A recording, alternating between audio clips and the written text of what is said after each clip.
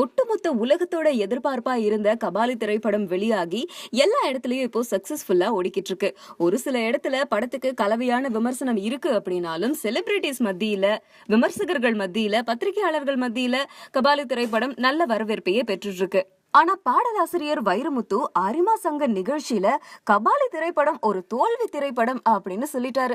அந்த வீடியோ இப்போ பயங்கர வைரல் ஆகிட்டு இருக்கு. அப்படி அந்த நிகழ்ச்சியில அவரு என்னதான் சொன்னாரு அப்படின்னு கேட்டா, இந்த கோட்டு கபாலிக்கு முன்னாலே கோட்டு போட்டது நீங்க தான் நினைக்கிறீங்க.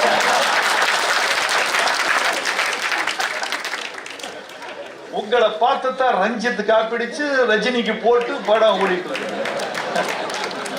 நான் புரிந்து கொள்கிறேன் ஒவ்வொருவரையும், இந்த கூட்டத்தை, வந்திருக்கிற பெருமக்களை, அரசியலை, விஞ்ஞானத்தை, இல்லறத்தை, வாழ்வியலை, ஆணை, பெண்ணை, குழந்தையை, தொலைந்து போன விமானத்தை, கபாலியின் தோல்வியை எல்லாம் புரிந்து கொள்ள வேண்டியிருக்கிறது.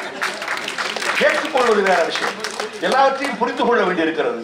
அப்படி புரிந்து கொள்ள சொல்லித் தருவது நல்ல கவிதை.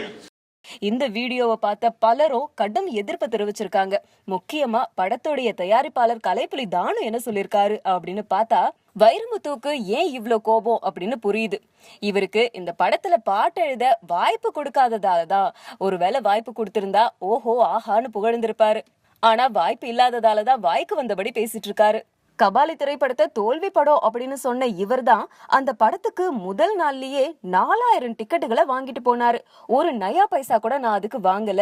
அது மட்டும் இல்லாம யார் என்ன சொன்னாலும் கபாலியோட வெற்றிய யாராலையும் தடுக்க முடியாது. இன்னமும் இந்த திரைப்படத்துக்கு மக்கள் மாபெரும் வரவேற்பை கொடுத்துட்டு தான் இருக்காங்க அப்படின்னு சொல்லியிருக்காரு.